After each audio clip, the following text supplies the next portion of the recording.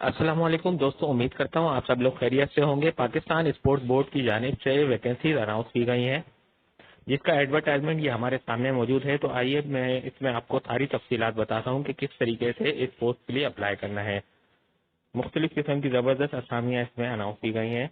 Application are invited from Pakistan national belongs to Sindh province. मतलब ये कि सिंध के सूबे से ताल्लुक़ रखने वाले लोगों के लिए ये वैकेंसीज हैं Pakistan sports board coaching centre Karachi में। तो इसके लिए मुख्तलिफ वैकेंसीज दी गई हैं, जिसमें सबसे पहले है सब इंजीनियरिंग सिविल की पोस्ट। बीपीएस 16 की ये पोस्ट है, एक पोस्ट है, और इसके लिए डोमिसाइल की जो रिक्वायरमेंट है वो सिंध की है। एज लिमिट इन्होंने जो है वो 33 साल तक रखी है।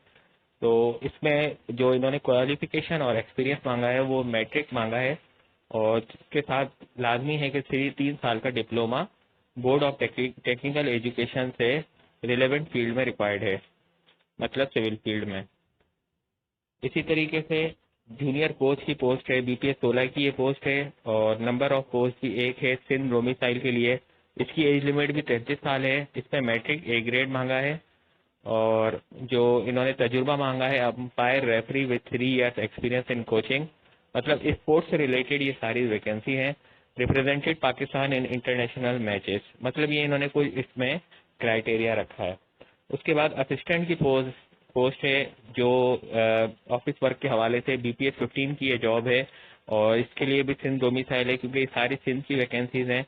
इसकी एज लिमिट जो है वो 30 साल है, और इसके लिए ग्रेजुएशन रिक्वायर्ड किया है, और 6 हफ्ते की जो बेसिक आईटी ट्रेनिंग कोर्स है वो रिक्वायर्ड है इसके साथ, जिसके अंदर एमएस ऑफिस भी इंक्लूड होना चाहिए, और वो गवर्नमेंट डिपार्टमेंट से, मतलब गवर्नमेंट इंस्टीट्यूट से वो रिकॉग्नाइज होनी चाहिए। उसके बाद असिस्टेंट हॉस्टल सुपरिटेंडेंट की पोस्ट है, ये भी बीपीएस 15 की पोस्ट है, और ये खास तौर पे फीमेल्स के लिए पोस्ट रखी गई है, मतलब इसमें सिर्फ वुमेन अप्लाई कर सकती हैं। इसकी एज लिमिट भी 30 ईयर्स है। इंटरमीडिएट तालीम मांगी है, इंटर 3 साल के एक्सपीरियंस केटरिंग में और केयर टेकिंग में। उसके बाद स्टेनोटाइपिस्ट की पोस्ट है बीपीएस 14 की। ये इन्होंने खास जो है वो डिसेबल पर्सन के लिए रखी है पोस्ट। इसकी एज लिमिट भी 30 साल है। इंटरमीडिएट इसमें रिक्वायर्ड किया है, और टाइपिंग स्पीड जो है वो 40 वर्ड पर मिनट, और शॉर्ट हैंड स्पीड 80 वर्ड पर मिनट इन्होंने रिक्वायर्ड किया है। स्टोर कीपर की पोस्ट है बीपीएस 11 की। इसकी एज लिमिट 30 साल है। इंटरमीडिएट पे 3 साल का एक्सपीरियंस स्टोर कीपिंग का और स्टोर अकाउंटेंट का इन्होंने रिक्वायर्ड किया है। सिक्योरिटी सुपरवाइजर की पोस्ट है बीपीएस 7 की, और ये इसकी एज लिमिट जो है वो 45 साल है। मैट्रिक मांगा है, या रिटायर्ड जेसीओ और पुलिस ऑफिसर, मतलब ये कि इसमें रिटायर्ड पुलिस ऑफिसर या आर्म फोर्स का बंदा इन्होंने रिक्वायर्ड किया है।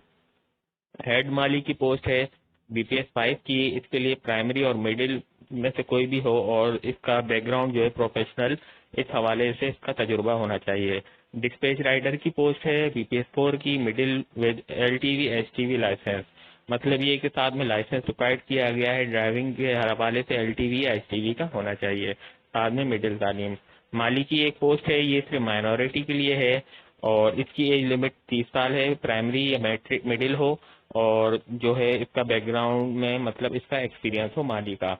ग्राउंड मैन की पोस्ट है, 30 साल एज लिमिट है। बीपीएस 1 की पोस्ट है ये, और इसके लिए भी वही क्राइटेरिया इन्होंने रखा है कि मिडिल और प्राइमरी पे ये अपॉइंट करेंगे, और साथ में इसका यही बैकग्राउंड, मतलब ये कि इसका तजुर्बा होना चाहिए। नायब कासिद की भी पोस्ट है, ये इन्होंने खास करके डिसेबल पर्सन के लिए रखी है, और इसकी एज लिमिट 30 साल है। Middle primary with sufficient professional background. अब इसमें हम देख लेते हैं कि किस तरीके से इसको अप्लाई करना है। Please apply online on national job portal website www.njp.government.pk। इन्होंने सिंपल सा एक तरीका बता दिया है कि इनकी एक साइट है www.njp.gov.pk। इसमें ये नेशनल जॉब पोर्टल है, और इसी के अंदर अप्लाई ऑनलाइन को जॉब के लिए करना है। और अगर इसके हवाले से आपको मजीद कोई मालूमात भी चाहिए, तो इसी साइट पे, पोर्टल पे, आपको नेशनल जॉब पोर्टल पे आपको इसकी मजीद मालूमात मिल जाएगी। एडवर्टाइजमेंट भी अवेलेबल है इसकी पीएसबी की साइट पे, जिसका लिंक है www.sports.gov.pk। एप्लीकेशंस जो बाय हैंड दी जाएंगी या बाय पोस्ट भेजी जाएंगी, उसको एंटरटेन नहीं किया जाएगा, क्योंकि इन्होंने पहले ही बता दिया है कि अप्लाई ऑनलाइन करना है नेशनल जॉब पोर्टल पे, और उसका लिंक भी दे दिया है। लास्ट डेट है सबमिशन की, एप्लीकेशन जो लास्ट डेट होगी सबमिशन की वो है 23 जुलाई 2023। टर्म एंड कंडीशन इन्होंने बताई है कि जो भी गवर्नमेंट सर्वेंट होगा वो थ्रू प्रॉपर चैनल अप्लाई करेगा और डिपार्टमेंट की एनओसी देगा इंटरव्यू के टाइम। इसी तरीके से जो सिर्फ शॉर्ट लिस्टेड जो इम्प्लाई कैंडिडेट्स होंगे उन्हीं को टेस्ट इंटरव्यू के लिए कॉल किया जाएगा। फिर उसके बाद ये है कि the candidate will provide complete set of testimonials and educational documents. जब इंटरव्यू का वक्त आएगा तो उस वक्त टेस्टिमोनियल्स एजुकेशनल डॉक्यूमेंट जो भी हैं वो सारे अपने साथ कैंडिडेट लेके आएगा ओरिजिनल में, और वो उसी वक्त चेक किए जाएंगे। सारे डॉक्यूमेंट्स ओरिजिनल में रिक्वायर्ड होंगे at the time of interview. 5 साल की एज रिलैक्सेशन और 15 साल की एज रिलैक्सेशन सुपरवाइजर की पोस्ट के लिए इन्होंने पहले ही मेंशन कर दी है। मतलब ये कि इसमें अलग से 5 साल ऐड नहीं होंगे, ऊपर जो इन्होंने एज रिलैक्सेशन 5 साल की ऐड करके ही सबकी बताई है। मतलब इसमें मजीद और गुंजाइश नहीं होगी। कोई भी रिक्वेस्ट को तस्लीम नहीं किया जाएगा टेस्ट सेंटर को चेंज करने के लिए। मतलब अगर उन्होंने किसी जगह की लोकेशन दी है कि जहाँ पे टेस्ट होगा और अगर आप रिक्वेस्ट करें कि हम यहाँ टेस्ट नहीं दे सकते इस शहर में या इस लोकेशन पे, तो उसको एंटरटेन नहीं किया जाएगा। Appearing in the test interview will not confer any right of appointment to any candidate under this advertisement. Interview और टेस्ट में अपियर होने का मकसद ये बिल्कुल नहीं होगा कि उसकी कंफर्म अपॉइंटमेंट हो गई है और वो कोई भी मतलब इस तरह का क्लेम नहीं कर सकता।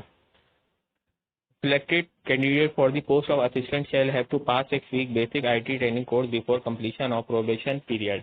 इसमें इन्होंने बताया कि ये जो असिस्टेंट की पोस्ट है नंबर 3 पे, तो इसके हवाले से अगर कोई बंदा अपॉइंट हो जाता है तो उसमें जो है उनकी इन्होंने शर्त रखी है कि इसको जो है वो 6 हफ्ते की बेसिक आईटी ट्रेनिंग कराई जाएगी प्रोबेशन पीरियड कंप्लीट होने से पहले।